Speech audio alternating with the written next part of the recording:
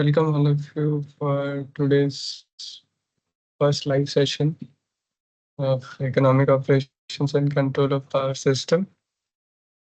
So this is a doubt clearing session.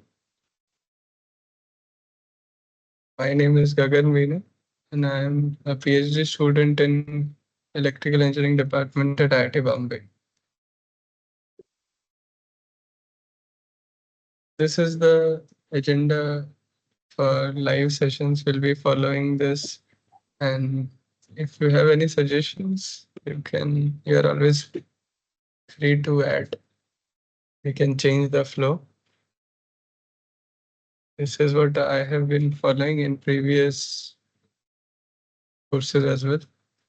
So initially starting with the overview of that week and then discussing the questions, some sample questions for that week, which will help you to solve the assignments for week 1 already uploaded on the portal. And then finally doubts if you have any. And in between also, if you have any doubt, you can ask. And just to remind you, the deadline for assignment 1 is August 7. And all the recordings for the live session will be available on this URL link. I will also post these links for these live session as well as the PPT which I am using for these sessions on the portal. When you log in on the portal, you will find that on the left hand side bottom, there will be one tab, problem solving session. In that you will find a link for a Google Drive where all the links for these live sessions as well as PDF or PPTs will be available. Let us begin with the overview of week 1.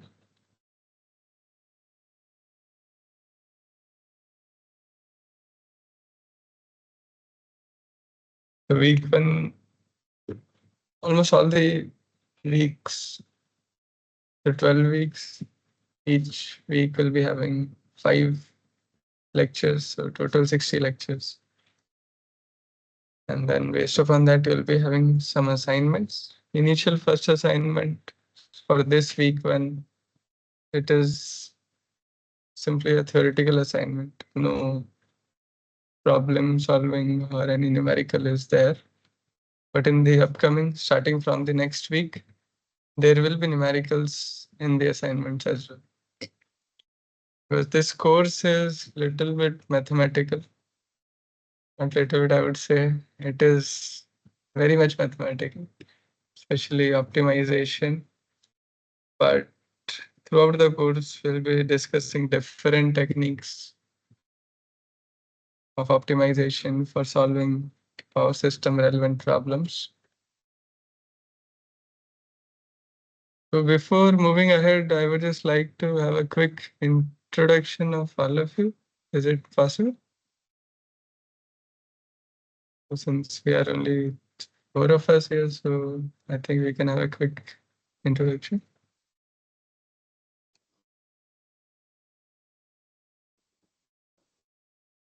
Murli, are you trying? Yes. This is Murli, V. Murli. I'm working in a private engineering college as an associate professor. Okay, great. And what about others? Manish? Good evening, sir. I'm Good Manish. evening. I'm a second year MTech student from IIT Roorkee. Oh, IIT Roorkee, good. So I have also, and I am also associated with the IIT Roorkee. I did my MTech and BTech from IIT Roorkee. Good to know. I think you still have that course, right? Power system operation and control. Yes, sir. Okay, so it's an extension, right? Yes, sir. So you are doing both the courses? You have already No, done that. You are yes, again. I've done that course in first semester, and Yes. currently my thesis topic MTech is plan.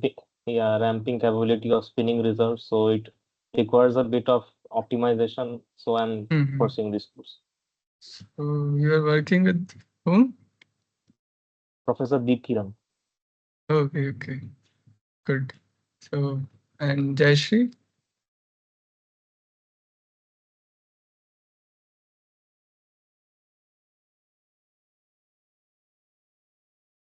I think she is not available. Okay, no problem. I will just want to ask the flow, the process which we are following is like going through the brief overview of week and then moving on to the questions. Uh, you can always suggest, is this way correct or better? You can suggest any better way also. So what I was thinking that we can have a quick overview of what has been discussed in all the weeks so that we can quickly refresh everything and then move on to the questions. Especially for this first week because it's more theoretical. But when it comes to the numerical part, we'll uh, focus more on techniques, mathematical techniques, which such as dynamic programming, which will be coming in the few in subsequent weeks, uh, and solving some problems. Okay, let us start with the week first overview. So in this week one, we discuss introduction to this course and then evolution of Indian power system, controls in power system, and then preliminaries for optimization, which is an essential part aspect of this course. I think this all of you are already familiar with this. Sets up the architecture of our system and all these values. These are India's specific values. So this you already know, but only thing which is additional here now that we all know that renewables are getting integrated into the system at each and every level. So at transmission level, sub-transmission level, customer, even in consumer level, because consumers are now becoming prosumer because they can also generate electricity. So we can have rooftop solar panels at residential for residences as well as for commercial and industrial consumers as well. So I have shown here this rooftop solar as well as wind. Although right now we don't have this residential wind plants, but there are few prototypes in some countries, European countries, they have small wind turbines for residential consumers as well. So then we discuss different types of power plants. This also you this is also very familiar thing. So first one is, can you tell which one, this first one in the figure, which type of generator is it?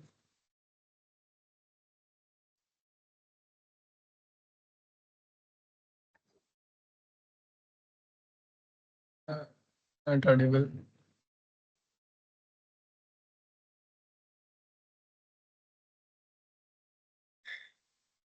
So first one is thermal, second nuclear, then hydropower. Can you tell which one is this? Third, so fourth one, which generator is this? This has been covered in the lectures. Is yeah, anyone?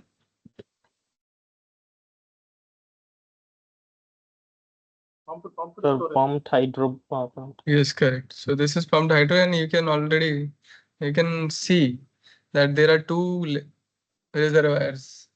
One is upper and one is lower one. This one is the upper one and this is the lower one. And so one reservoir is a pump, is kind of storage. It's a storage. So it will discharge and generate electricity, and then again it can charge to fill the upper reservoir. So during discharging, the upper reservoir will release the water to the lower reservoir, and then when it is charging, it will be the lower reservoir water from the lower reservoir will be pumped again to the upper reservoir. And the last one is renewable. So pumped hydro is also a renewable resource, but it is a special because it is energy storage also. And last one is this hybrid solar and wind. We can have solar wind separately as well as hybrid also. Can anyone of you tell why hybrid solar and wind are preferred? Any advantage of having hybrid solar and wind power plant?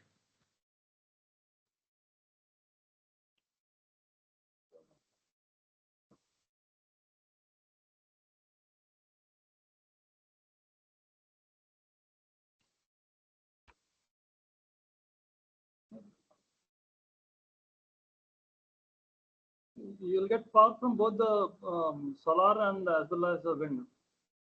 Yeah, that The is thing is that you need wind in the particular area. That is the only constraint. okay. Let us assume that yeah, we will be doing that feasibility study before installing or constructing any kind of power plant. So let us assume that yes, enough that geographical location supports. It has a good quality of wind as well as solar uh, insolation. So assuming that, what's the benefit? Yeah, that is true. We are using it is hybrid, so we'll be getting power from both the resources. But what is the benefit of that?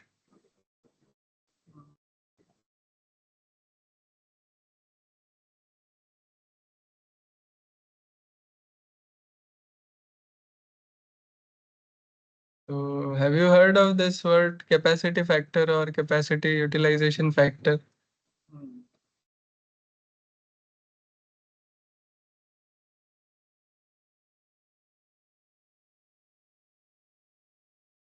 So uh, it is also called capacity factor, or in terms of for conventional, it is also called as availability factor. So how much time on an average it is available? The average power output from a plant divided by the its installed capacity. So for solar, roughly it's around 0 to 20%. For wind, it can be between 30 to 40% depending upon the wind resource quality. If we have solar and wind together, this in solar will give zero point 0.2. In India, the capacity factor for wind also is not that high. So if we combine these two, overall capacity factor can be more than the individual solar or wind. So this is one advantage. On an average, we can get so average daily energy output from this hybrid plant will be higher than the individual solar or wind plant. Second is the availability of these resources. Solar is available during daytime and wind is available, although it is available throughout the day, but generally during midnight, uh, its output will be more, something like this. It can vary also depending upon season, but it's the typical output. So if we combine these two, the output will be even during these non-solar hours, will get output from the hybrid plant. So this is one, two, and if we add one more, which is storage, then we can further improve the output. So it is called round the clock availability. We can improve the round the clock availability from this hybrid plant if storage is also available. The excess energy during daytime, which is generated by solar, can be stored in the storage, and then during the non-solar hours, storage can release to meet the demand. So this is the all India installed capacity as of June 24. Still, we have dominance of thermal 54%, 33% renewable, which is increasing very fast. very soon it will, the install capacity will be more than 50%. So then we move to the characteristics of these different generators. We started with conventional. So for conventional, these are the two characteristics. One is the input output characteristics. And this is very important. These two are important because we'll be using them when we will be doing economic dispatch and unit commitment in the subsequent week. So next week, we will be discussing different techniques for doing economic dispatch as well as unit commitment. So unit commitment in week 3, but next week, economic dispatch. So there the cost function is this. We will be using this cost function. It is a quadratic cost function.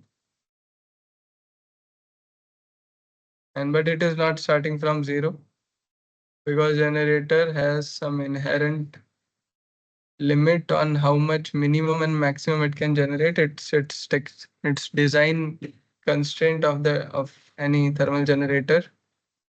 So this much minimum is required.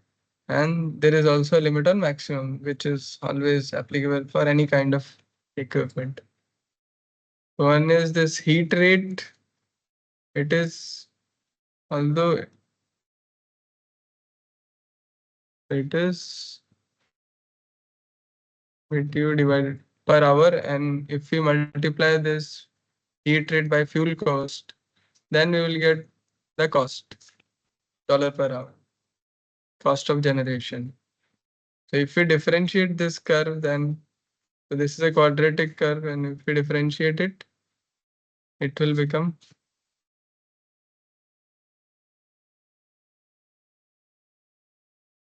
it will be something with differentiation. It's written here also. It is 2 APG plus BPG. So the unit for the incremental this cost is rupees per megawatt hour. For here and for cost is rupees plus rupees per hour or dollar per hour. So this is, if this is simple quadratic curve, then incremental characteristics will be like this. But in general, it is not so smooth. There can be different.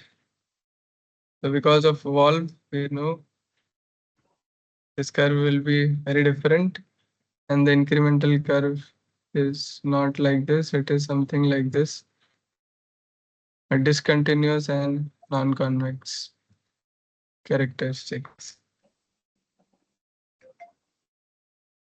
Then cogeneration plant, you all know, generation of steam plus electricity together. And this one was for install capacity for the entire, from all the generation technologies. So RES frequency renewable is around 148. And this out of 148, this is the distribution. And right now we have, in India, the call it solar potential generation is more than wind. We have more potential for solar because we are near to tropical, at equator also, and Tropic of Cancer. Then next one, pumped hydro, we have already discussed, but there are two types of pumped hydro. One is open loop and closed loop. So closed loop is one where we have that the two reservoirs, they are not connected to any natural flow of stream. So generally we see the open loop means there is upper reservoir which is generally created and water can be pumped and stored in that. But the lower reservoir is generally is a river. And there is the flow of river. If we have simply one reservoir, it is our conventional hydro plant. So this is open loop. It is open because this stream is continuous. But this is closed. The water which is stored in upper goes to lower, and this lower again goes to upper, water from lower. So this is a closed loop. This water keeps on cycling between these two reservoirs only. So this is man-made, and we can make it anywhere where water resource is not available. It is possible. The only thing is that we have to somehow take water to that place. So this is closed loop is possible where availability of any natural source of water is not there. And there are some researches where instead of water, some other denser liquid is used. So that can increase the further the output of the generator. Then next is solar. Here. I think we all would have seen the characteristics, the equivalent circuit for solar.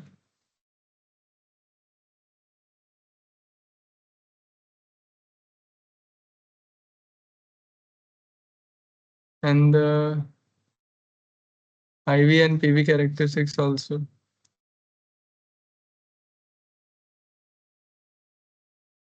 This is and this is the maximum power point. This we want to track. Similarly for wind also we want to track the maximum power output. Why do we want to track maximum power output?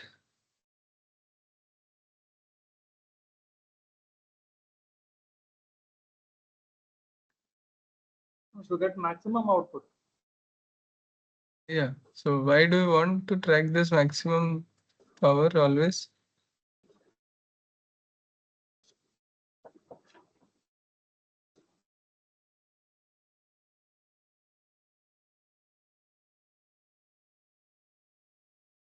To get maximum output.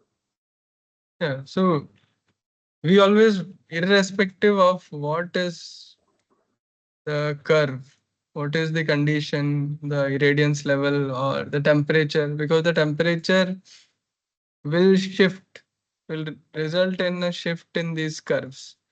This curve will shift. So the PV curve will also change. For different temperature, it will be different.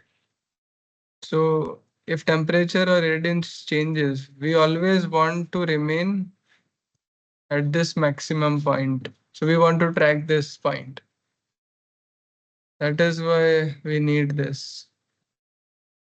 And through power electronic interface, we can do that. We can achieve that. Similarly, for wind also, we can achieve that by using power electronic interfaces. And these are the three controls which help us do that. So do you know about this yaw control, pitch angle control, rotor speed control? I think some of you might be knowing this.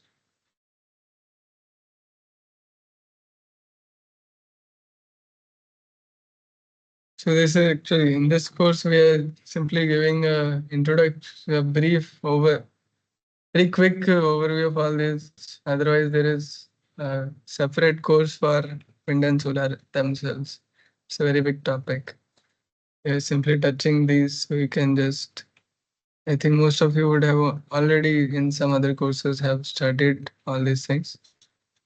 So this is a diagram of wind turbine. So this is your motor. So everything which is connected to this tower, above tower, it can rotate depending upon the input from this wind vane. It tells the direction of the wind direction. And to extract maximum power, we want to face in the direction of the wind, which is so that is achieved using this yaw motor. So this is called yaw control. And pitch angle control is this. These blades can also move in this direction. They can rotate like this. So they also help in extracting the maximum power, especially when the wind speed are very high.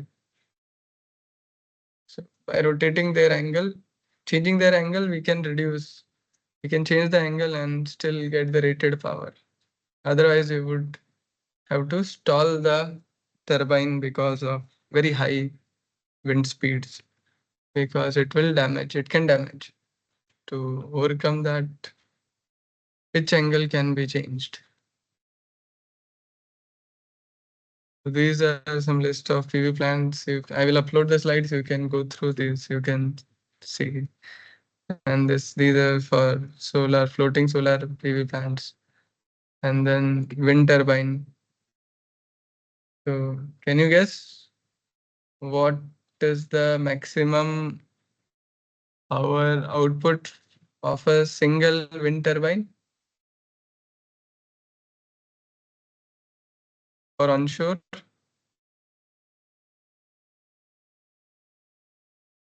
There are two types of wind turbine, onshore and offshore. Offshore in the sea, because wind speed is very steady there. We use offshore, but it's very costly, and technology is also developing now. So now in European countries, especially Denmark is leading in that. Denmark has many offshore plants. For onshore, 16 megawatt from a single wind turbine you can get. Now there are some wind turbine which can also generate 18 megawatt. And one country, I think one Chinese company is also developing wind turbine. It's now, right now it's in concept stage, but this is already a prototype has been installed for 18 megawatt. So for a single wind turbine can give a very huge amount of power output. So you can go through all these, just and these are facts.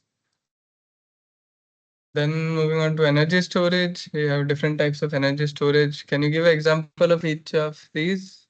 At least I think mechanical, you can tell any mechanical energy storage that you know.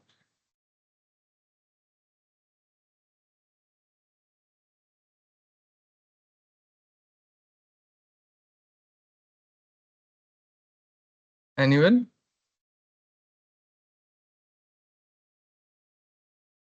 One mechanical energy storage?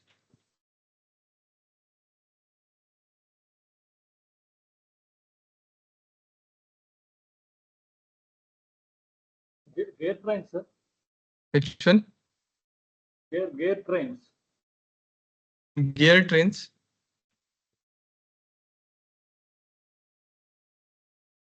Gear trains, how?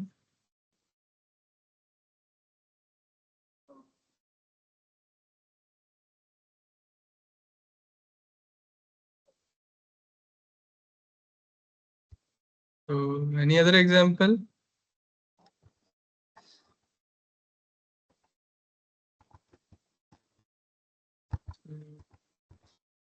Have you heard of flywheel? Yeah, flywheel, sorry. Then there are now gravity-based energy storage also. So those are also mechanical. Then thermal energy storage.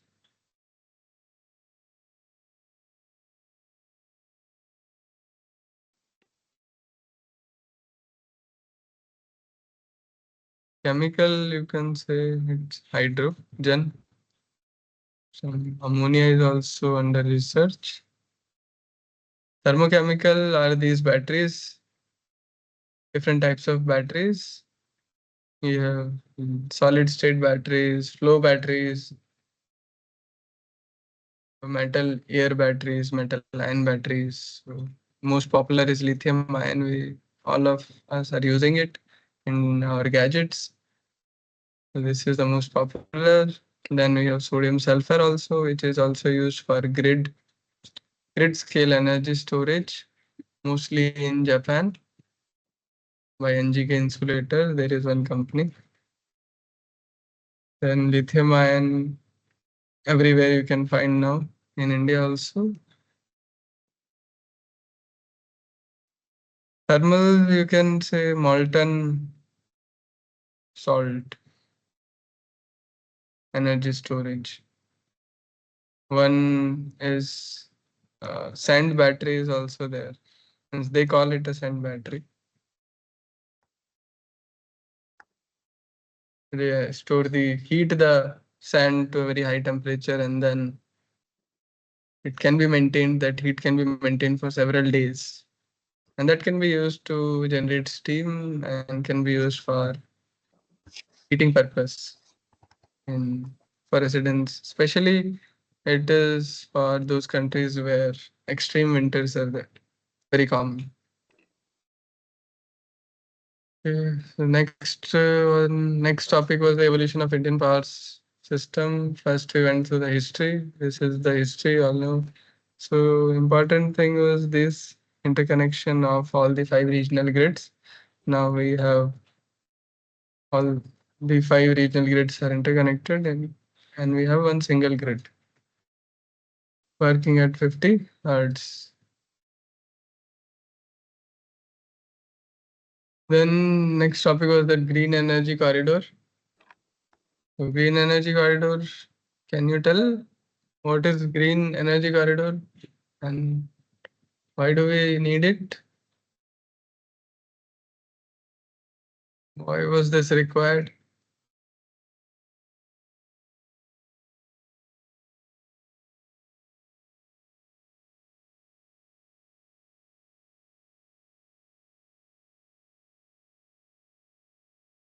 So these are the three terms. Yes. To enhance the non-conventional energy generation. Okay. Yes. Yeah, in a way, it is partially correct. It is correct, but not perfectly, because even if we don't have these corridors and we just install new solar and wind farms, generation will be there, but it will be of no use because there is no line to carry that power to the load centers. So that is why it's a corridor. Corridor in power system, corridor means it's a network element, it's a transmission line, it's a transmission network. And through corridor, we want to transfer or transmit this green energy. And green because of, non-conventional, as you said, that is correct. Because of renewable energy resources, we want to extract, evacuate as much as renewable energy possible. And this can only be done when we have sufficient, adequate amount of transmission network. Integration. Yes, correct. So there is one project in Leh, in so there I think 13 gigawatt hour energy storage, and I think 13 gigawatt or 12 gigawatt solar plant it has been planned and it is under construction. And for this, because this energy storage is being used because to evacuate 12 gigawatt of power, we need transmission line of a capacity of 12 gigawatt. Right? Actually, more than 12 gigawatt because it is transmission line rating is in MVA. And it was found that it was studied that if we replace, instead of using two lines or two set of lines, if we have one corridor plus energy storage, then this combination is better than this. So that is why instead of 12 gigawatt roughly, around 5 gigawatt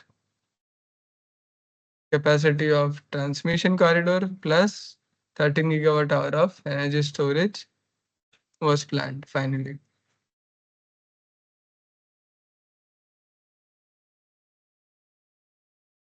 So when solar is there in daytime access, it can be stored in energy storage, and at night time it can be utilized. The storage is very helpful And it will be required if when solar penetration increases, we don't have solar generation at night time. The countries like in US, California, Texas, all these countries, they are, especially California, they have around 10 gigawatts, 10 to 12 gigawatt of energy storage installed. And recently the peak peak output of energy storage was around 6 gigawatt from energy storage itself. So energy storage alone is providing instantaneous output of 6 gigawatt. It stores the energy from solar and then it is utilizing it when during non-solar hours. So storage is a game changer, and it will be an essential part of all the renewable grids, especially where hydro is not there. So if hydro is there, then another thing which is observed in California is wind, water, solar.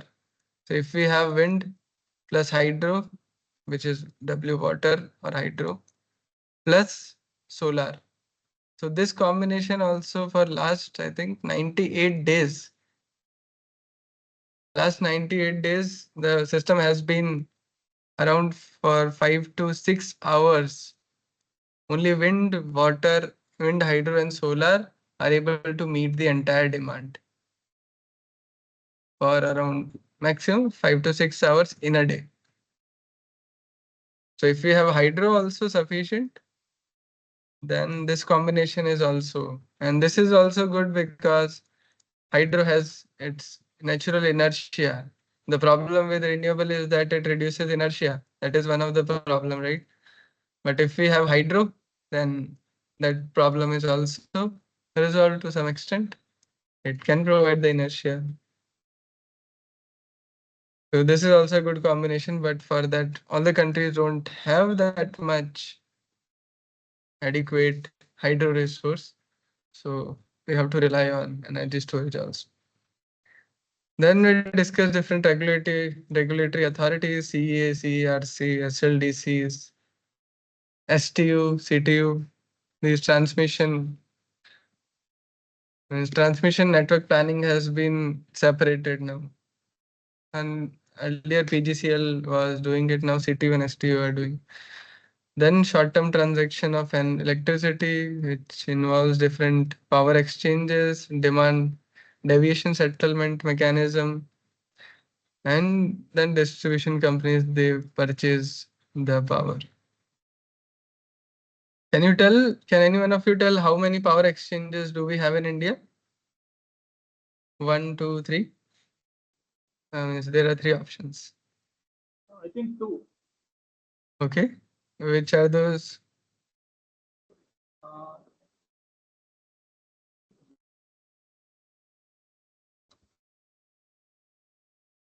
Sir, IEX and PXIL.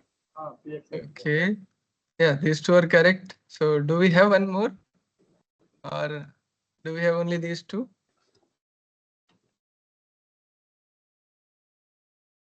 So I think last year, or I think 1 year has passed.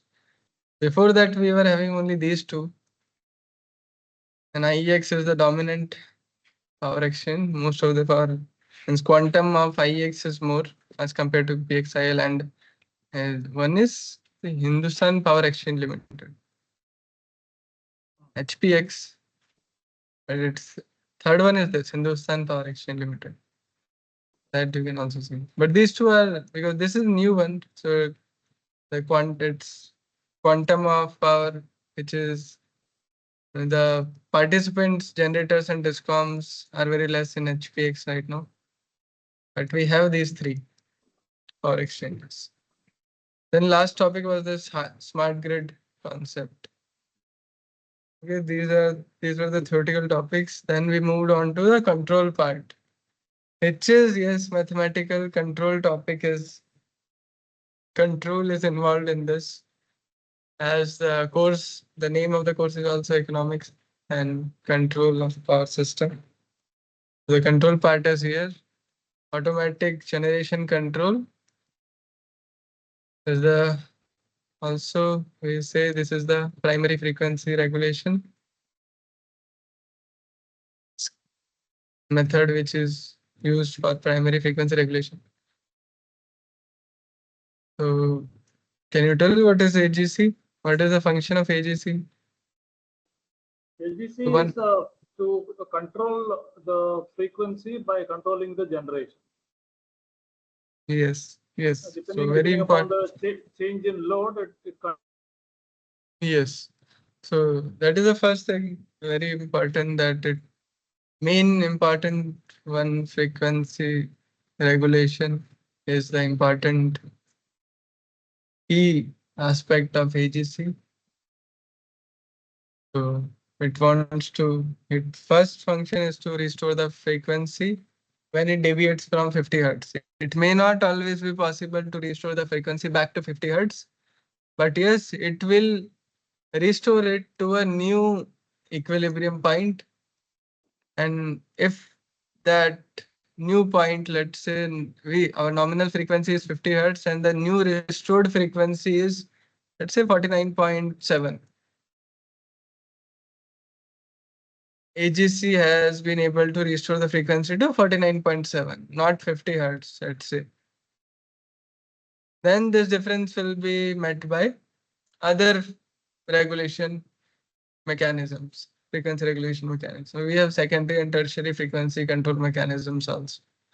So those will be used. So for minor disturbances, AGC is sufficient. And but if it is not, then we have to use other two mechanisms also.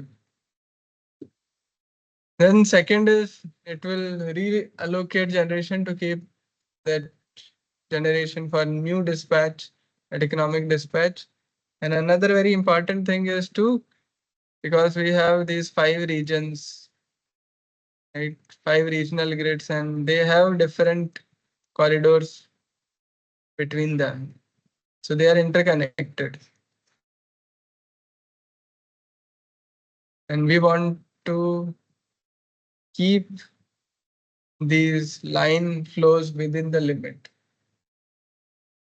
because they have a limit, technical limit, and based upon what was scheduled, the scheduled flow on these lines should be respected. So AGC also helps in that by reducing the area control error.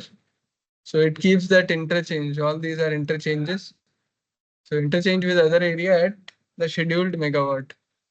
What was the scheduled flow? It has to be maintained on these lines, and AGC also helps in that.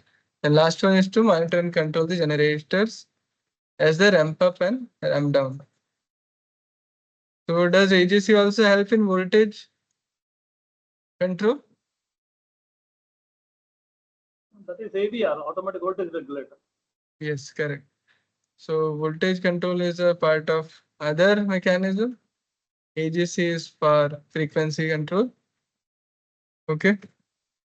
Yeah, so then we discuss all these different control area.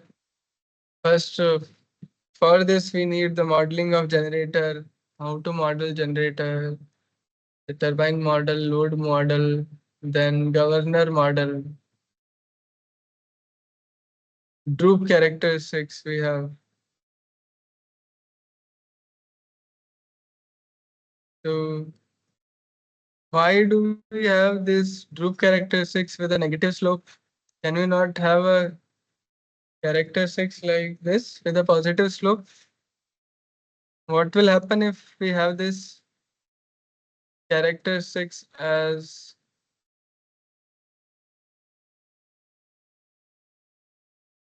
second one with a positive slope?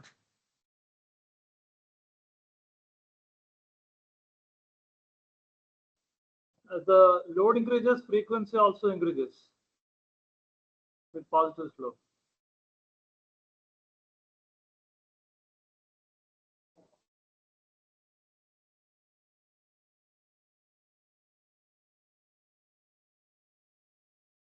Yeah, so we want that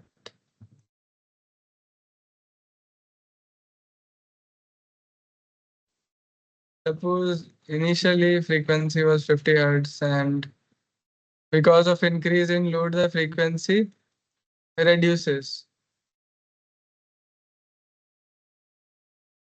Increase in load, frequency will reduce or increase? Frequency will reduce.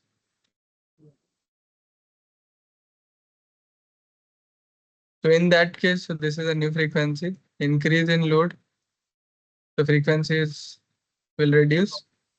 So to again bring the frequency back, generation, this was the initial generation, and this is the so new generation. So if load is increasing, generation also has to increase to match it. And this can happen with this type of characteristics. On the other hand, if we have this, 50 hertz was the initial frequency, and if frequency reduces to this point f double dash, then what is happening here? The generation is reducing. So if because load was increasing and generation is reducing, this gap will further increase. Then frequency cannot be brought back. The deviation will keep on increasing. It will further reduce. We don't want this. We want when the frequency reduces, generation should increase and vice versa.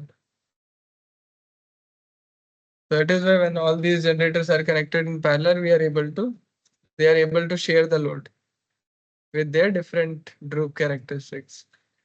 One very important point is one more important thing, participation factor.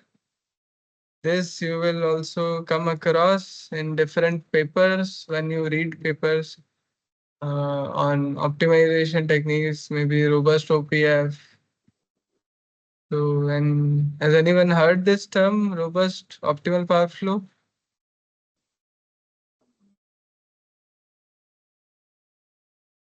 We'll come to OPF in subsequent weeks, but robust, it's another technique of optimization technique or another optimal power flow framework where we want to see, or let's say in OPF, if we want to, our objective is to minimize the cost. I want that to meet a particular amount of load, let's say 10 gigawatt, I have, let's say, ng number of generators. So I want to generate in such a way that the cost of generation to meet this 10 gigawatt should be minimum.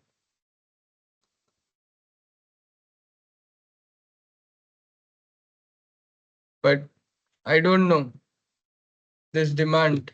There is uncertainty associated with that. This demand can be 10.5 gigawatt. It can be 9.5. There can be a band. There can be an interval. So robust, and for each, let's say in this interval, we have 9.5, 9.6, different values. It's a continuous interval. There can be infinite number of possibilities. So robust optimization it focuses on the worst case output. So what should be the worst case here is 10.5. So the generation, it will result, the output of it will be the schedule of generator to meet 10.5 gigawatt. Let's So, but the probability of the demand being 10.5 may be very less. So we don't know that. So one of the concept which is used in such types of formulation is this participation factor. Because let's say the base case was 10 gigawatt, and if the demand changes from 10 gigawatt to 10.1 gigawatt, how much, let's say I have already found my generator's output. Let's say there are only 3 generator, and for 10 gigawatt I have already found how much each of these generators should contribute. Let's say 7, 2 and 1 out. These are the output for each of the generator. Now the demand has increased to 10.1 gigawatt, and I want to know how much each of these generators should contribute to this 0.1 gigawatt. How should we divide this 0.1 gigawatt among these three generators? So that we can easily calculate by using participation factors. So let's say P dash is a new generator, is new.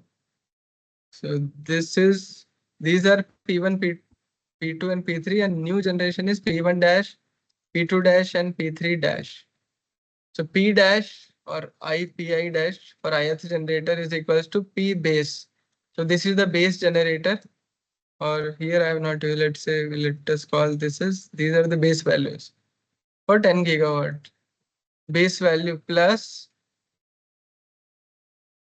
alpha I. This alpha is called the participation factor multiplied by delta P.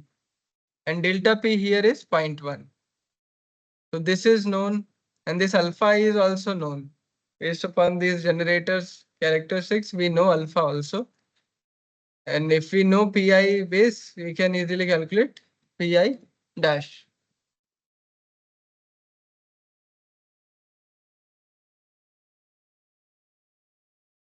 But sir, this method can be used only for say whenever you linearize the characteristics. Means the cost function is a quadratic function, then only you may get this participation by Prasad suits well.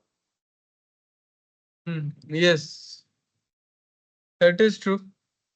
So to make things simple, we use these are affine functions, and because when especially for planning the planning problems for a power system, if we want to solve them, there are thousands of generators. If we take Indian context, if we do planning for entire country, there are thousands of generators. If we write their constraints, we will see in unit commitment so many constraints are there. If we write that problem becomes very big, and if you want to handle uncertainty, then it is number of scenarios also increase. The problem becomes very large. So one simple assumption is to consider linear cost or piecewise linear. We have this quadratic curve, right? We can make it. One is to directly differentiate it and get this single curve. Another way is to distribute it in several segments and linearize each of them. So this is called piecewise linear. If we increase the number of, ideally, if we increase it to infinite, then we will get the same curve. But infinite is, we'll do everything in finite arithmetic precision. So we will take finite number of adequate large number of these segments to get an approximation of this quadratic curve. So that we can do. Otherwise, we will, if we use this quadratic curve, then our model will not be linear. We cannot use this. We will have to use something else. So this is a linear relation. And linearity will be compromised if we have nonlinear functions. So that is a good point. Absolutely correct. So till our optimization framework is linear, we can use it. And it's a handy tool. It can also be similarly, voltage control can also be done in that way.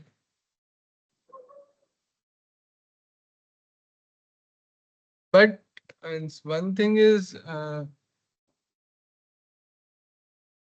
nonlinear, yes, correct. So for around a point, we assume that around P base, suppose this was the curve, right? And this was the P base. So around this point when the deviation is less, means if delta p is less, so in that case, this curve can be assumed linear. So that is the assumption for this. We can write Taylor series expansion and around this point and neglect the higher order terms. Okay, next one was this tie line control. Here if we have two areas, area 1 and area 2, and our convention is that net power flow is from 1 to 2. So these are the four possibilities which can happen. So if there is a load change in area 1, and positive means increase in load and negative means decrease in load. So if load increases in area 1, what will happen in area 1? Frequency will be reduced. Yes, frequency will reduce. So that is why this is negative. So delta omega is negative. It will reduce. Frequency will reduce. And what will happen to this power? Net Direction power. of power will change. Yes, You get because power load from area here. 2 to area 1. Yes, correct. Because load here is reducing some. So we want to do something. So for that, to balance the power, to ensure power balance, the power will flow from area 2 to area 1. But we want to avoid this error. We don't want the power to flow between these two too much. So we can control that. How can we ensure that there is no power flow between these two areas? So for that, we need to increase generation this area 1, because load has increased. If we increase the generation, then frequency will again come back to its nominal value. So this can be resulting control action is increase power in area 1. So all this we are able to do in a two area system. We are able to tell all these things. It's very simple. But when there are number of areas are more and the interconnections are also more, then things become complicated and we need a control mechanism which is running behind. And the mathematics which was explained in the lectures, it's that complex mechanism is used. So we have studied only for two area problem, but it can be a very large problem. So just like we have 5 areas, so 5 regional grids, and in between also number of interconnections are also more than one. Then it becomes very complicated.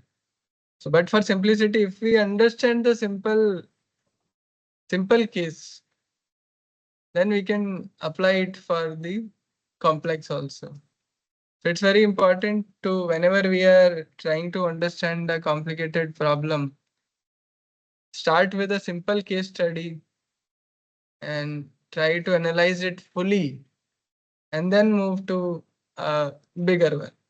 And we will see that yes, same things are also applied in the bigger case study also. But if we directly take that bigger case study, then it may be very difficult for us to understand everything. Because so many factors, so many components, so many variables are there, and it is very difficult to understand their interplay. But if we have a simple case study, we can understand how things are working, and we can add complexity to it one by one, and then we can understand, yes, how things are evolving. So that is a very good way. And in books you will see Wood and Woolenberg, which is this course is mostly based upon that book. How many of you have gone through at least once? You have seen that book, Wood and Woolenberg. Have you Yes, sir. seen? Have you gone through that? Yes, sir. So mostly this course is based upon that book only, and that's a very good book. It evolves. Similarly, there is just a minute. I have to connect this chargers. Just a minute.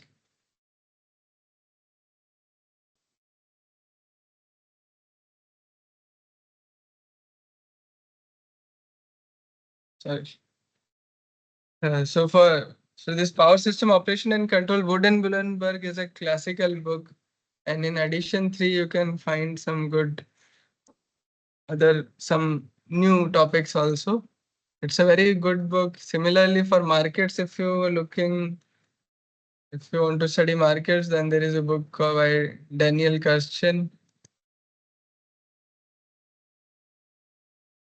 So they take very simple case studies, just as we are doing. We can see in Bullenberg, 2-area system is given. Then if networks are there, 3-area starts with 2-area, 2-bus system, then move to a 3-bus system, and gradually build upon that. And then we can do it for 4-bus, 14-bus, 24-bus, any bus system.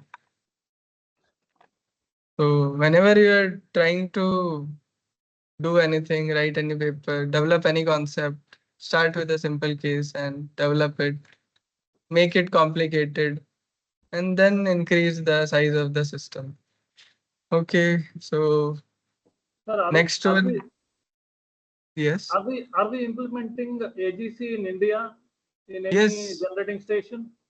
Now AGC is being, yes, in India, AGC recently, I think 1 or maybe 2 years, we have started. AGC is in action in India now. Is it primary control or It is primary control. okay, not the Yes. secondary? No, it is not secondary. The primary has to be very quick, and so AGC is, everything is automatic here. So for that we need communication. So we have fiber optic communication now. So because of that, we have been able to implement this. Now we also have this PMUs, WAMs, wide area monitoring system. So all these things have helped to develop these systems.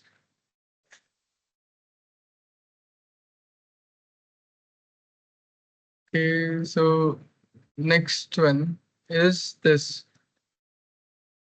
If now next one is simply opposite. If the load reduces, then generation has to increase here. Because if load reduces, this will supply power to area 2. And to avoid that, we need to increase the generation. Similarly for area 2 also. So I think this is clear. If you have any doubt, you can ask. Shall we move ahead?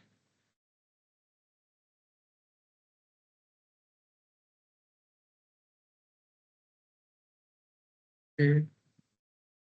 So this is the full last AGC calculation. So finally, we want to reduce this area control error, and it depends upon frequency component and this tie line. So in this example also we are saying we are monitoring these two things, change in frequency as well as this tie line component. So both we are getting, so both we are trying to control. So this is the actual interchange, and we get to know these actual values by these telemetry data. Earlier this was SCADA, and now PMUs are used, and then real-time state estimations is done, and these values are calculated on a real-time basis. And by that we have these actual interchanges, and then we have scheduled. This is this is our reference which we want. This is the scheduled one, and we don't want this to deviate. So we get this net change. And similarly for frequency also, this is measured frequency and this is the nominal value. We get the difference, we have a bias factor, and together they will result in an area control error. Everything will be happening in real time. That is why we require a communication channel for AGC to work.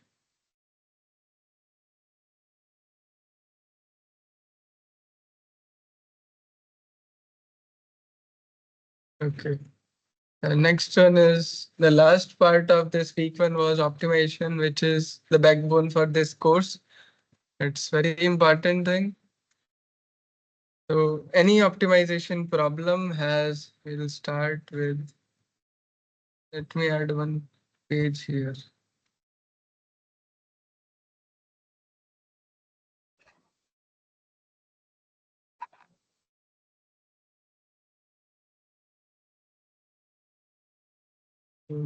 Till 12 plus 2.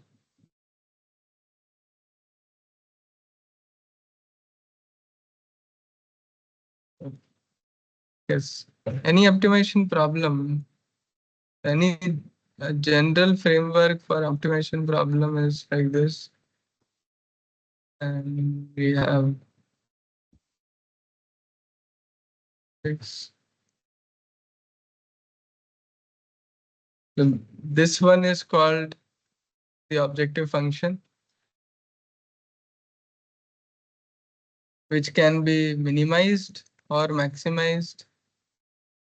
So if it is cost, we want to minimize the cost. Let us take a very simple example.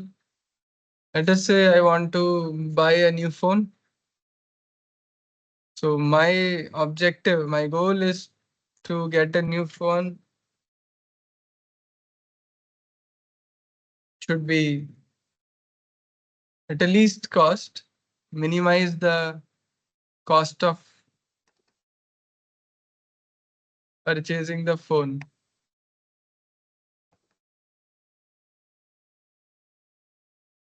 Okay. Let us say that I want to minimize the purchasing cost. So it depends. One person may say this. This may be the objective for one person. He wants, because of the budget constraint, he has a constraint. Or let's say there is no constraint also, but still he wants the phone to be as cheap as possible. Okay.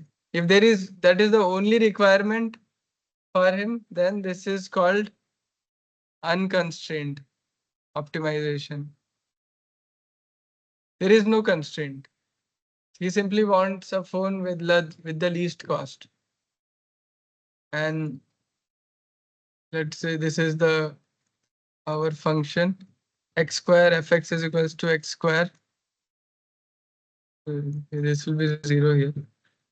And if we want to minimize this function, so minimize x square, and x can vary from, can take any value. Then what will be the minima for this? This is very simple, right? Very easy in this case. The minimum value is this. At x is equals to 0, this is 0. And this is the minimum value. For any other x value, these are negative values, these are positive values, it will always be greater than 0. It's very easy here. Single variable and unconstrained. But suppose I add one constraint here. Let's say this is 0 and this is my f, new f. Let us say f1 x. This is x. And I put a restriction on the values x can take. Let's say x is between 1 to 5. Now, can you tell what will be the minimum value of this function f1x is equals to x square? Now here x can take any value in R, okay, real valued. But here x is between 1 to 5. We have restricted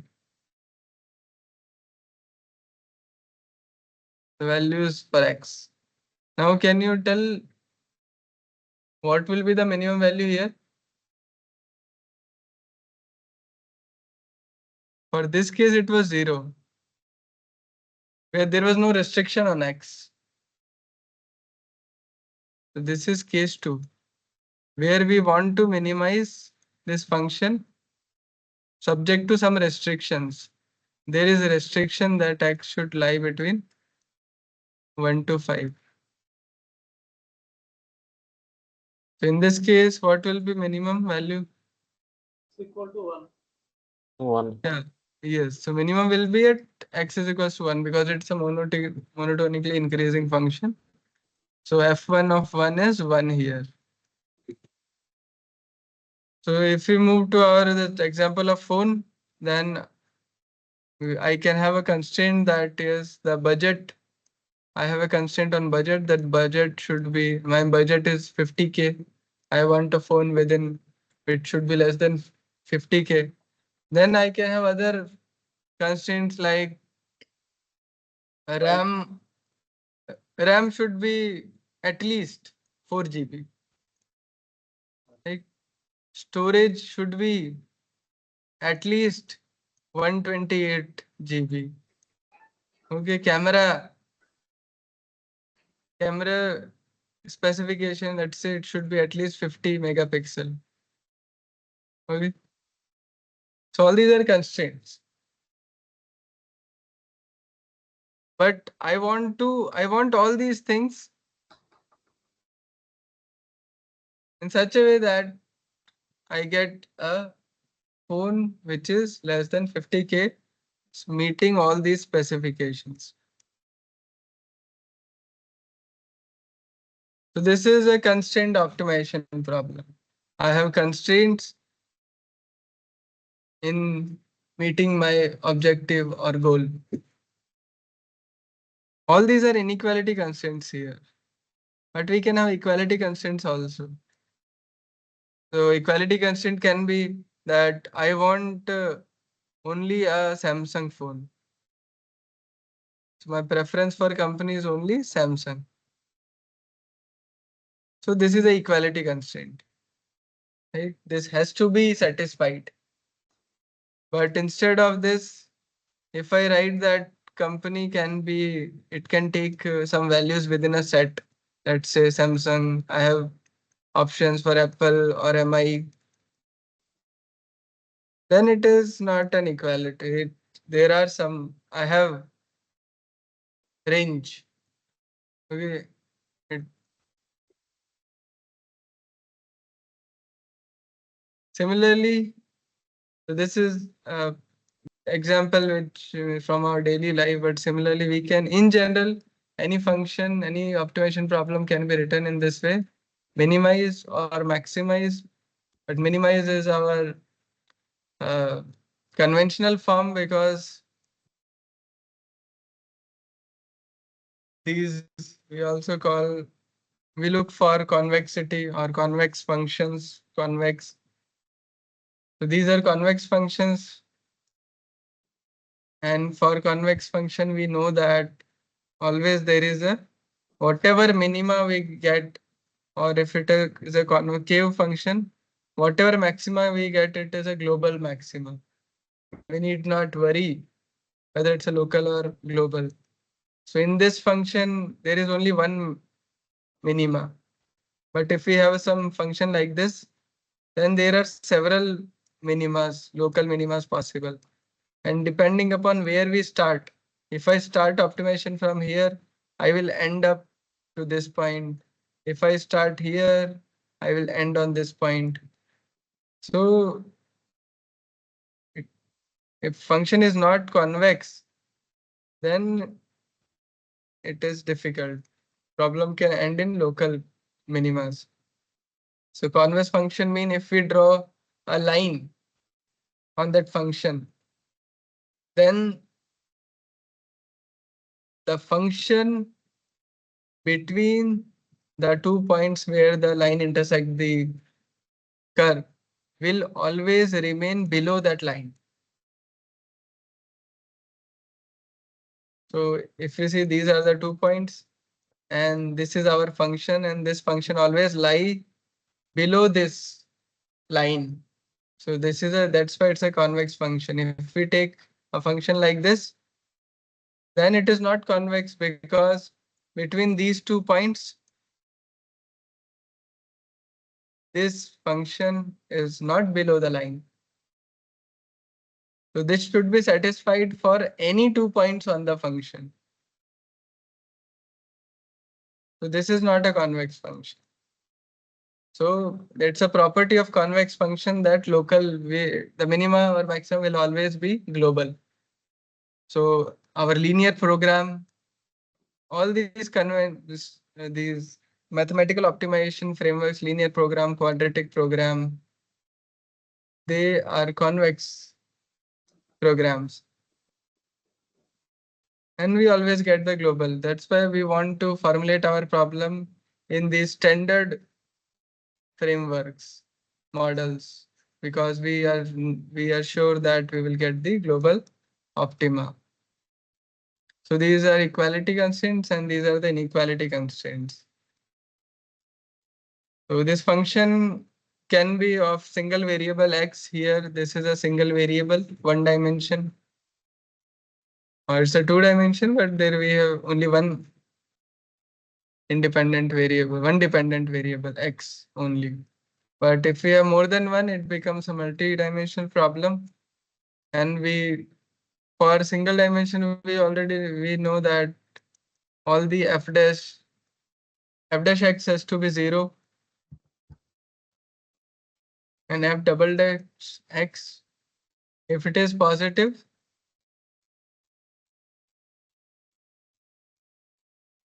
then it is minima, and if it is negative, then it is maximum.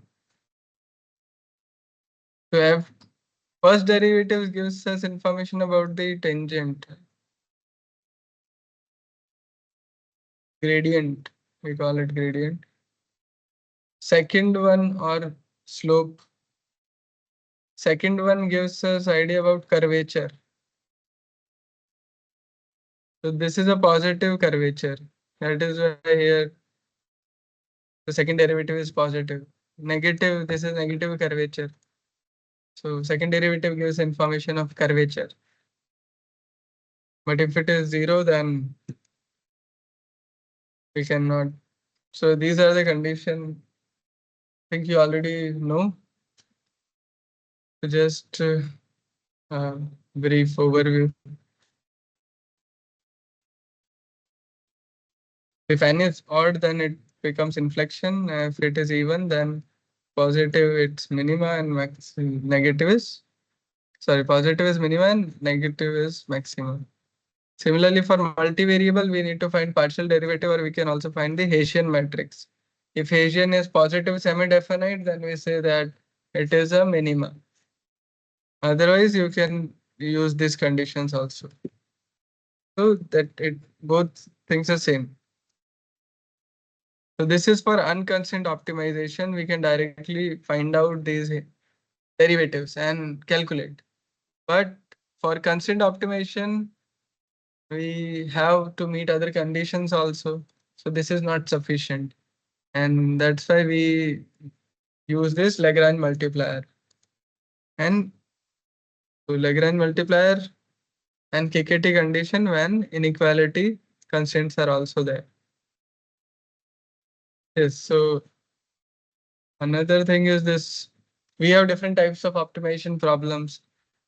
So this is a linear program. So we have seen that this is general framework, right? We have a function subject to some constraints which we want to satisfy, whether it is linear or, sorry, equality or inequality constraint. So if everything, the function, the objective function as well as constraints are linear, everything is linear, then the problem is called a linear program. So this is the case. Everything is, we have straight lines. Objective function is also some straight line. Constraints are also straight line, and this is the feasible region. And here one more condition is that x is greater than 0.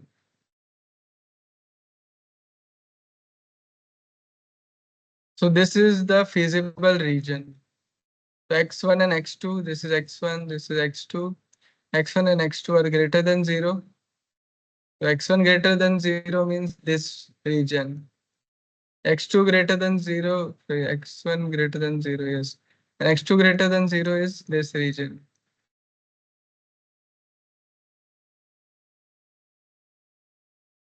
Then we have other these two lines. This line says that all the values should lie in this area. This line says that values should lie this. If we intersect everything, then we get this region.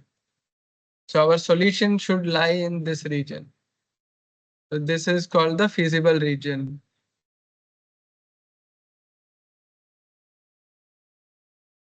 This is a feasible region. The solution to the problem will always lie in this feasible region. And it's a property of LP linear program that the solution will always lie on these in points. One of these extreme points.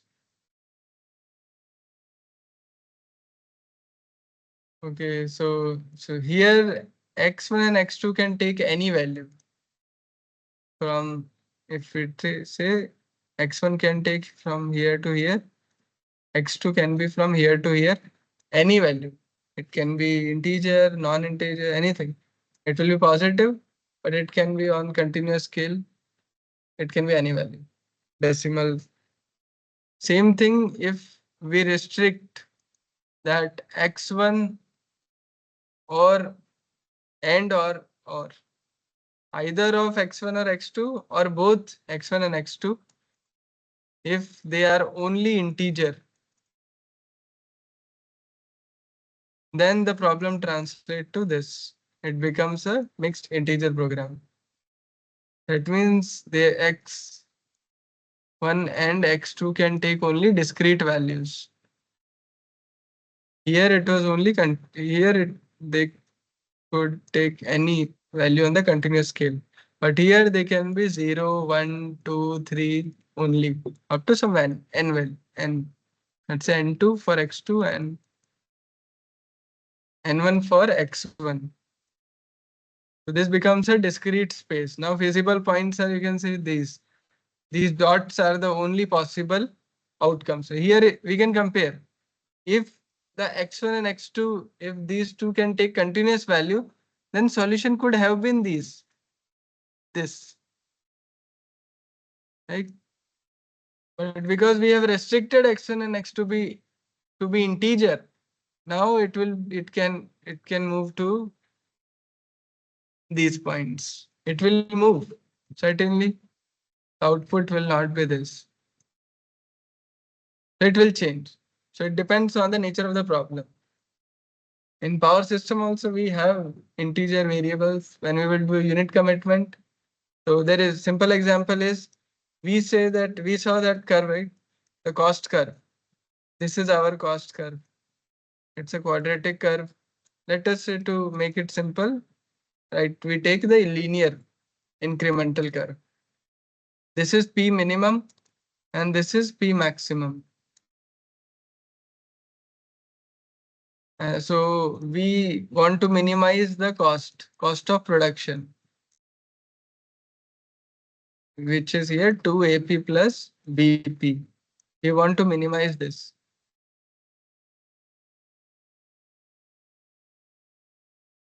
But subject to constraint, here constraint is that P should lie between P minimum and P maximum. If this is the constraint, it is a linear program. But if so in this case, the output of generator cannot be 0 because it is between, if it is on, then it has to generate Pmin. So as per this constraint, the generator cannot be switched off. It has to remain on, and minimum it has to generate at least Pmin. But this will be economic dispatch. But if we move to unit commitment, where we say that if I have n generator, I have 2 raised power n minus 1 combinations possible. Let's say if two generators, then 0, 0, 0, 1, 1, 0, 1, 1. Both are off. This is not a feasible combination because we cannot meet generation or load. So P1, P2. Only P2 is on, only P1 is on, and both P1 and P2 are on. So So these are the three conditions here, three cases, three combinations possible. So 2 raised power 2 minus 1. So three combinations are possible here. So if we take this combination, then it becomes an economic dispatch. So economic dispatch assumes that all the generators are available, and given that they are available, I want to know how much each generator should generate. What is the optimal such that the cost of meeting that demand is minimum. But if we take the other two cases, 0, 1 and 1, 0, these two cases, so one of the generator is 0. But using this constraint, we cannot make generator 0 because this forces the generator to be scheduled between minimum and maximum, can never be 0. So this is something like LP. It is LP. There is here instead of 0, it will be something like this. This will be P min and this will be P max. P1, P1, P2. And if you have another generator G2, let's say, so this will be P2 minimum and P2 maximum. So let's say this will become the feasible region because 0 is not possible. But if I change this, if we want to make it unit commitment, then I will say that the generator can be 0 also. So I have to multiply a variable here, ui into p minimum and u into p maximum. And this u can take value either 0 or 1. So it's a binary variable. So binary is also a subset of integer. Integer can be from 0 to anything, but binary will only take two values, two integers, 0 and 1. Okay, so this will become then a mixed integer program. So it will be, so u here, this u variable either will be 0 or 1. So in that case, if u is 0, that means the generator is off. And because u is 0, so this becomes 0, this product becomes 0. And this product also becomes 0. So P is greater than 0 and less than 0. Greater than equals to 0, less than equals to 0. This is only possible when P is equals to 0. So that the output of generator is 0. On the other hand, if U is 1, that means P minimum. So P is between P minimum and P maximum because U is 1. So it becomes this.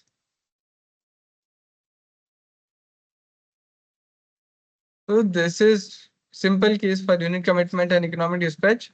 We have binary variables. We can have binary variables, more binary variables when we want to include other constraints also.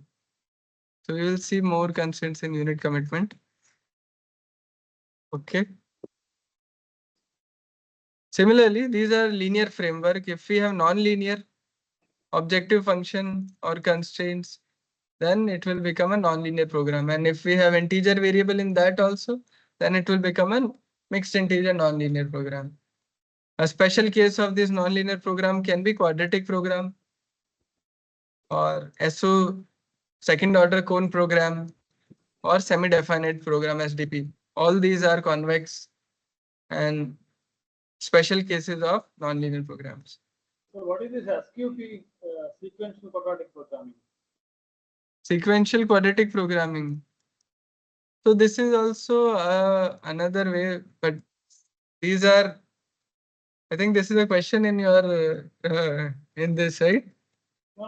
I'm not asking the answer, but I want to So know it is about as sequential quadratic programming. This is also a type of, if we remove this SQP, S, then it becomes a quadratic program. So quadratic programs means the constraint or the objective function is quadratic. So this, let's say we have this cost curve, right? AP square plus BP plus C. So this is a quadratic cost curve, cost function, subject to linear constraints. All the linear constraint, that one linear constraint is this P is between P min and P max. So this is a quadratic program. So sequential quadratic program means that it is doing something. Again and again, it is solving a quadratic program. That means the original program is not a quadratic program, but it can be solved by using sequential quadratic, again and again solving quadratic program to improve the solution.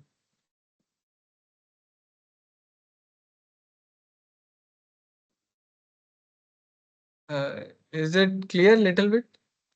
Yes, sir. Otherwise in next class you can ask me further, and this will come again when we will discuss unit commitment. Okay, so next is very important, KKT. I think this is the last topic for today also. And it's a very important KKT condition. And just a minute. So anyone have you gone through this KKT conditions? Tucker condition.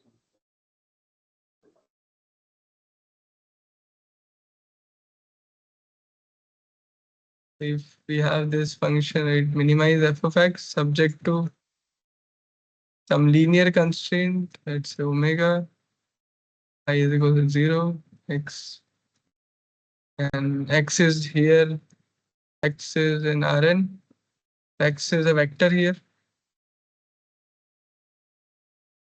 and g of x is less than equal to 0. So we have these, we have equality constraint, we have inequality constraint, we have objective function. And to solve this, we first of all form a Lagrange multiplier, Lagrange function, which is a function of x and some Lagrange multipliers. So the number of Lagrange multipliers are same as the number of equality and inequality constraints. So lambda is corresponding to the equality constraints. So generally we write it like this. So corresponding to this equality constraint, we have a Lagrange multiplier. It's a vector of Lagrange multiplier lambda. So for each constant I will be having one Lagrange multiplier also, lambda I. So you can write that way also. Then for each inequality constant, we have another set of Lagrange multipliers or a vector of Lagrange multiplier, which is mu. So this function is fx plus lambda times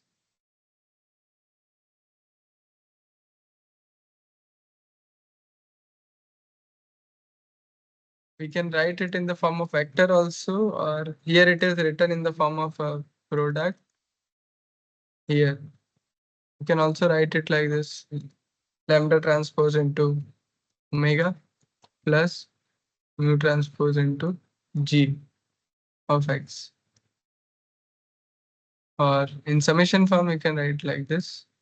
So it's a it's a dot product of lambda and omega and mu and g.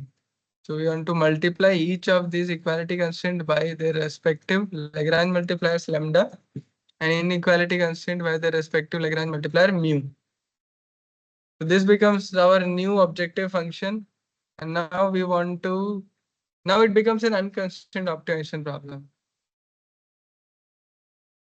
If we take only this lambda, if it is, but to achieve the optimal result,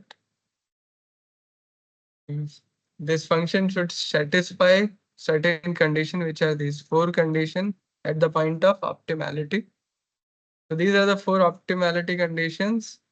So at the point of optima, the optimal solution, if it is x0, lambda 0, mu 0, then at this optimal point, first of all, the derivative of this Lagrange multiplier with respect to each of x should be 0 at this optimal point. Then second is this, which is same as differentiation of derivative of this with respect to this Lagrange multiplier lambda. So we'll get this omega I x is equals to 0. And this one is with respect to inequality constant.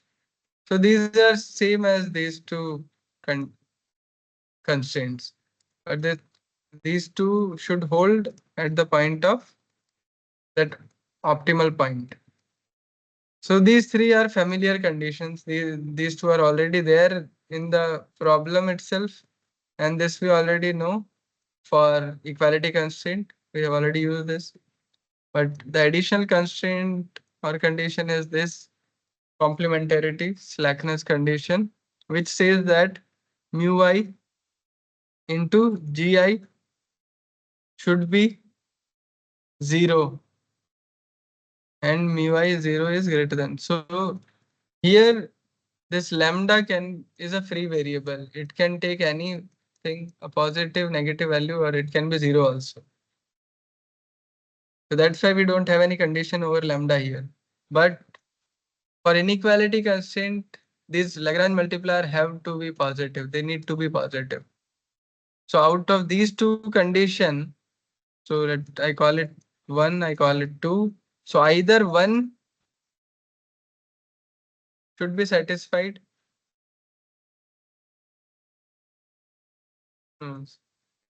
This is 0. So mu has to be 0, and for this to hold, first one. So there are three possibilities. Either mu I has to be 0, or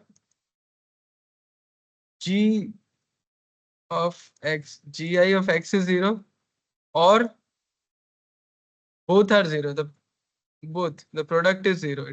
Product itself is 0. So these three conditions are possible.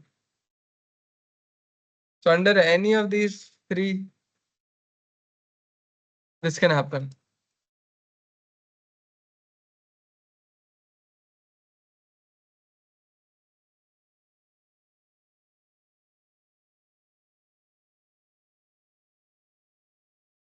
Okay. I think this we will also see when we will do that economic dispatch, because we have equality constraint, like inequality constraint in economic dispatch problem, where P is between P max and P min. So here this can be written, these are two constraints. You can say P is less than P max. This is one constraint. Corresponding to this, we have one Lagrange multiplier. Another constraint is P is greater than equals to P1. Or we can write that P is less than equals to minus. So we have another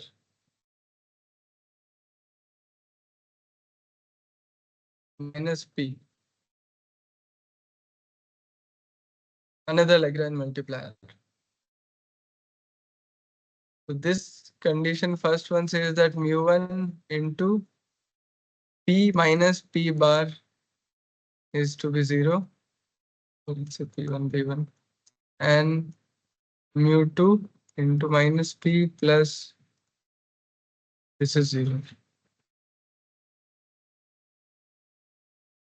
Okay, can you tell when this can be 0 and this can be 0?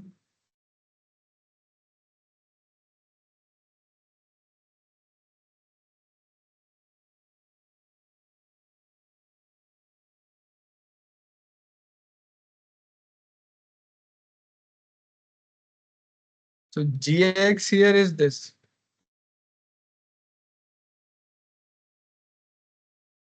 Here G1x is equals to P minus P bar, P max. When will this be 0? Can it be 0? Another point of maximum generation. Yes. When the P is equals to P max, it will be 0. Similarly, when this will be 0 when the generator hits the lower limit. So in that case, mu1 and mu2 can be anything. They become free.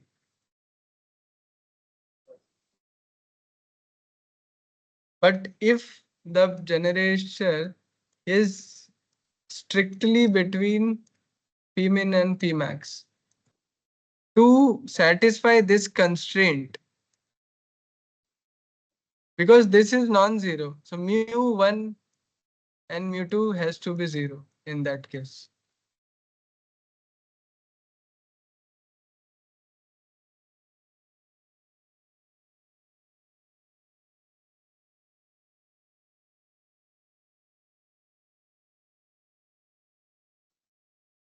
right?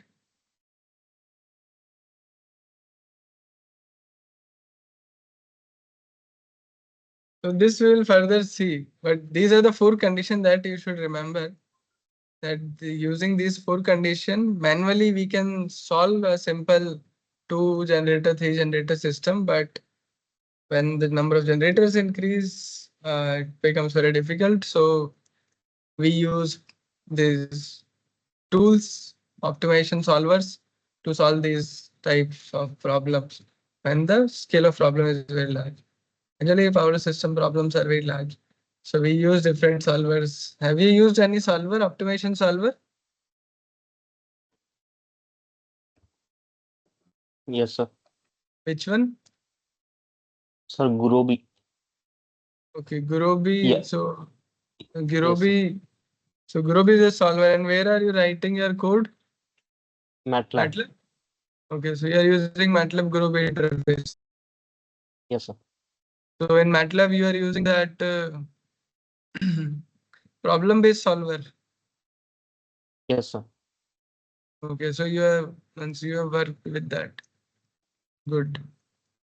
What about others? Have you used this MATLAB problem-based solver?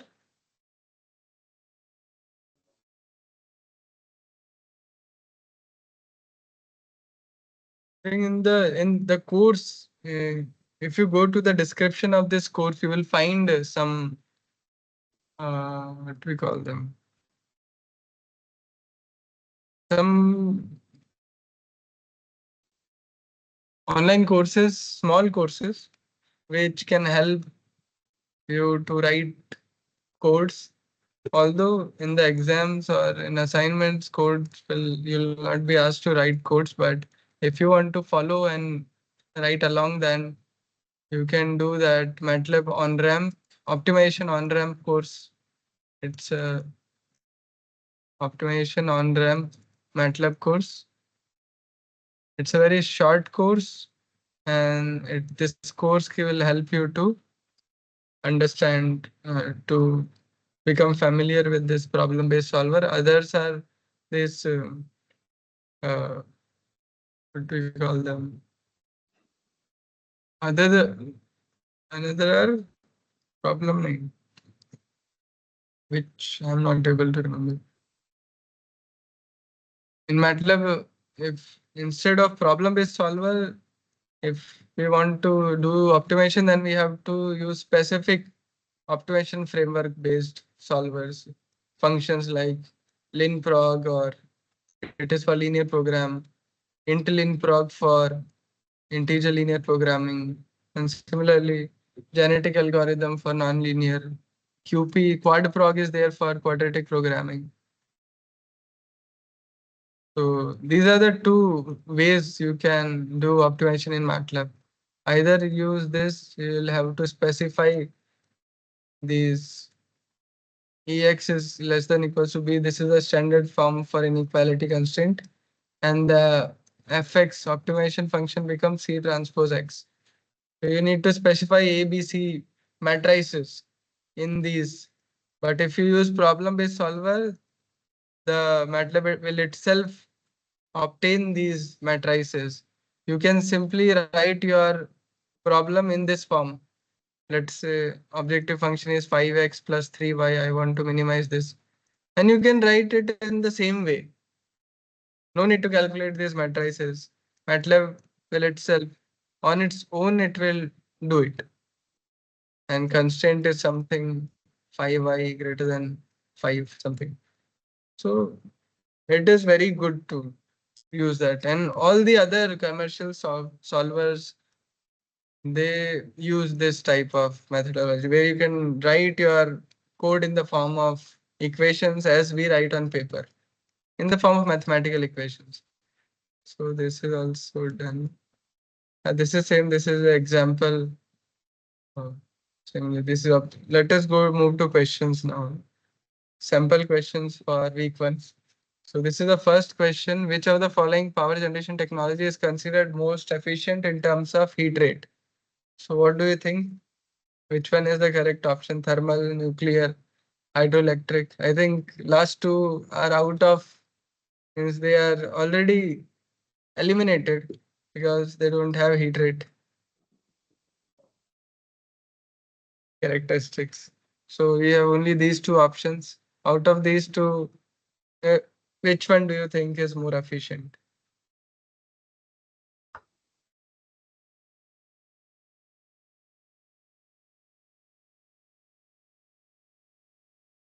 Yes. Any guess or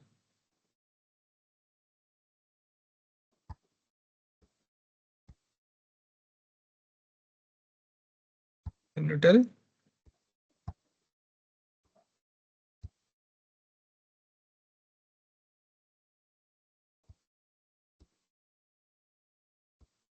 Nuclear plants, sir. Yes. Nuclear is correct.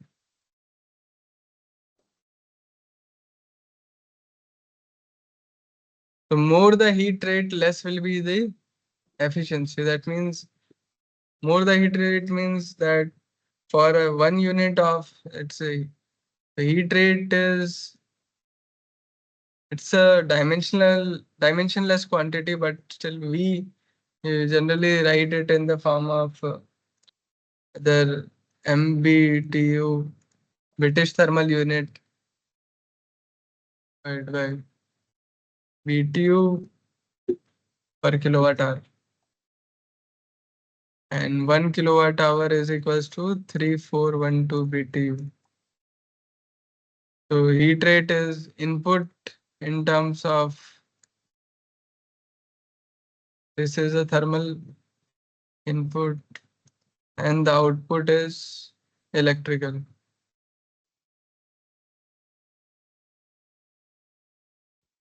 Both are energy, unit of energy. So in one sense it is dimensionless.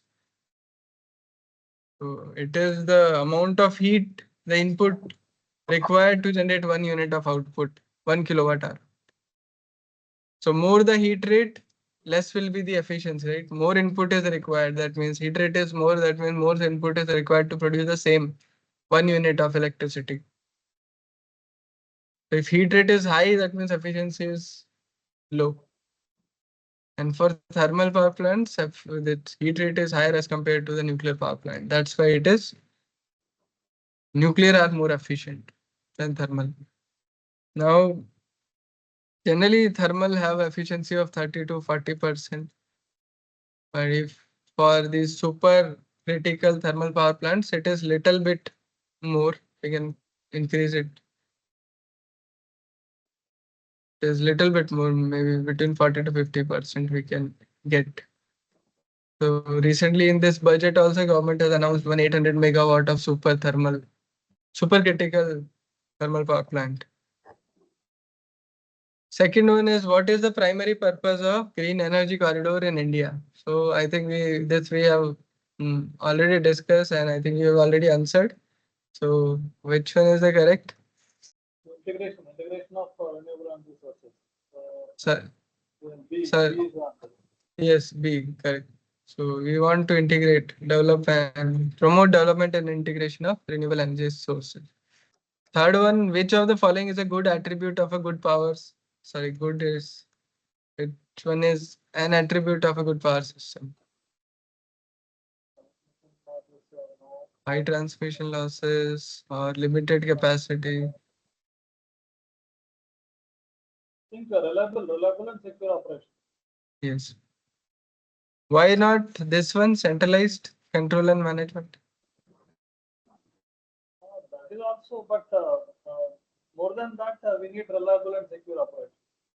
And through Suppose central control and management only, you'll get a secure and reliable operation. if through centralized we get this, then this should also be an attribute, centralized. But actually, these are, if centralized control is there, then it will not be reliable. It is less reliable because if we have only centralized control, if that link is broken, then we cannot control, and reliability is compromised. So Okay. distributed system or decentralized system is more reliable than centralized system. Control. Okay. Yes. What are the primary functions of AGC in a power system? What this also we have discussed. Regulate the power output of generators to match the load demand. Yes, so this is correct. This is not correct because voltage is not controlled by, AGC. and this AGC is after it post a disturbance. Yeah. And this optimization, the economic dispatch is not carried out by But AGC. through generation control, we can have um,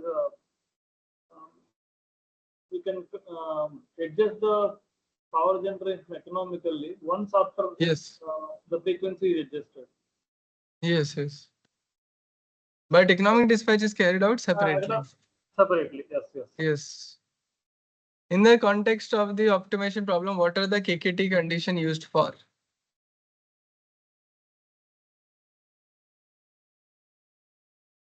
To find the global maxima or minima, to handle inequality constraints, to check the optimality of a solution, or to determine the Lagrange multipliers of constraint. So which one is correct? What do you think?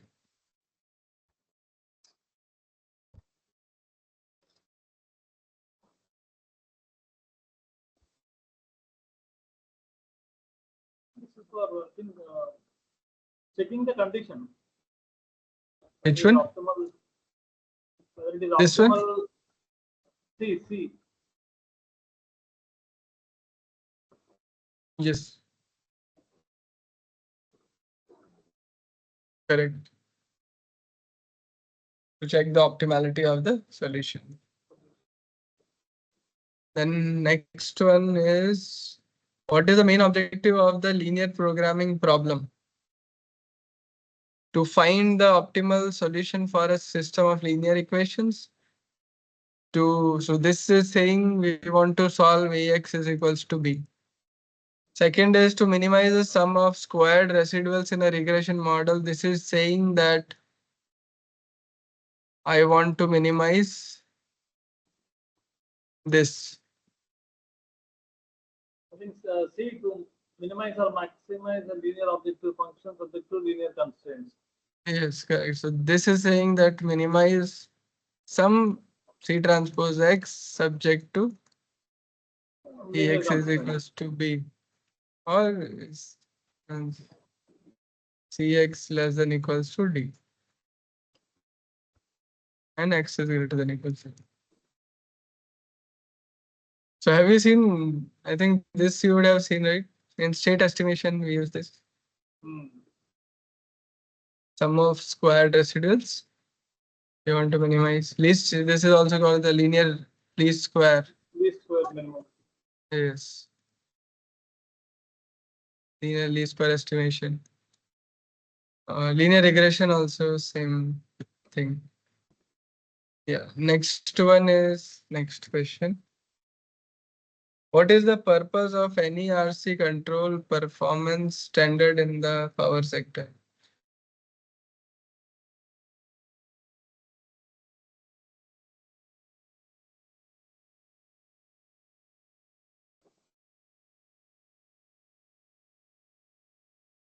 So these are, yes. Which one? C. No. This is for stability of the system, to ensure stability. So this is related to the area control error, which we saw, right? Yeah. So between two areas, we want to. So these are the standard, or we say it's a standard. So they will prescribe some limits that the area control error should be within a band, or it should be within a threshold. So they prescribe these limits. So in India also we have, every country has these regulations. I think this is an American standard. Something like Yes, NERC is American standard. American standard. Yeah. So because that book, Wood and Willenberg, it's written by American author. Yeah. So mostly in that we find all the whatever the mechanisms which we read is are based upon American standard. And because in some of chapters you will come across LMPs, location marginal pricing. All that is concept which is used in American power system. We have little different. We follow European power system and British, UK because of legacy. So that's a difference little bit.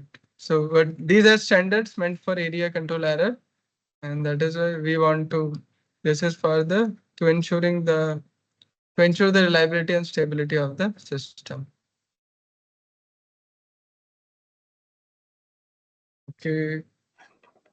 Next one is this. Which characteristic is associated with the basic feasible solution in linear programming?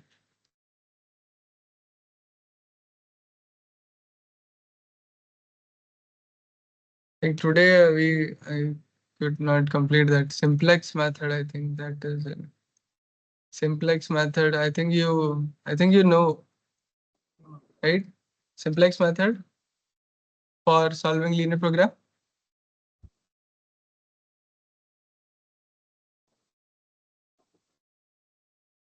Today we could not cover that. It's a part of that.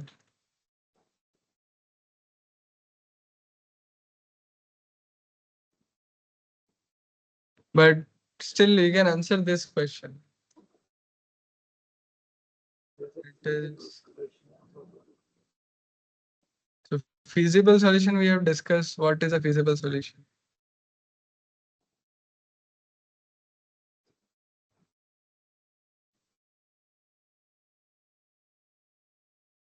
So D, feasibility of all the constants. Yes, yes, this is good. So basic feasible solution, it will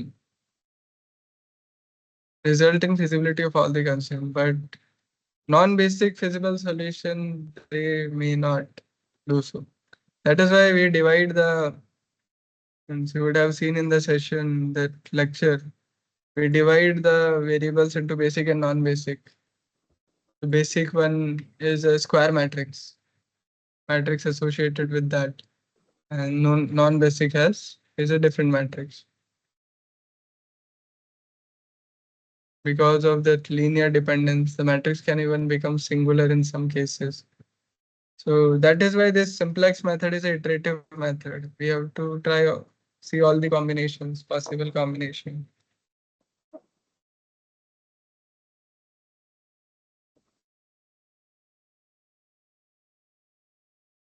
Okay, ninth one, which method is used to solve constraint optimization problems involving equality constraints? This is also easy. Lagrangian multiplier. Lagrange multiplier method, correct. So last one, I think this is the easiest because other options are not at all applicable. Yeah, it's there can be confusion between two. Which characteristics determine the relationship between incremental heat and power output of steam turbine generator unit? So these two cannot be there. Yeah, net heat rate. Yeah, heat rate, correct. So net heat rate, it is incremental heat rate versus the power output. Correct. Yeah, so questions are also over. So I think time is also over. If you have any doubt, you can ask. Otherwise, we will continue in the next week. Next week, economic dispatch. It's very important. It will be fully mathematics. Next week, we will see different techniques for doing this economic dispatch. Now, this course will start with mathematics. Means mostly mathematics will be there.